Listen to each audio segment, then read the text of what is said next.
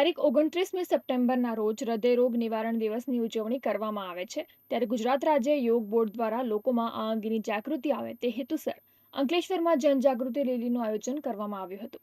અંકલેશ્વરના દીવા રોડ પર આવેલ જલારામ સોસાયટી ખાતેથી આ રેલી નીકળી હતી, જેમાં મોટી સંખ્યામાં યોગ સાધકો જોડાયા હતા।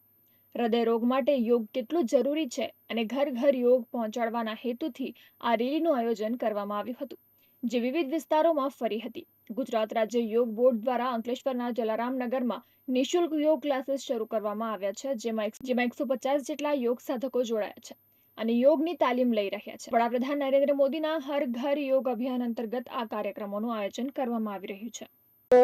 આજે રોજ 15, 20, 25, 30 વધતા જે અમારી પાસે 150 સ્ટુડન્ટ થઈ ગયા છે અને તમામને નિઃશુલ્ક સેવા પૂરી પાડી રહ્યા છીએ ગુજરાત સ્ટેટ યોગ બોર્ડના માધ્યમથી। હું ગુજરાત સ્ટેટ યોગ બોર્ડની ખૂબ આભારી છું કે જેમણે અમને આટલી સરસ ટ્રેનિંગ આપી છે।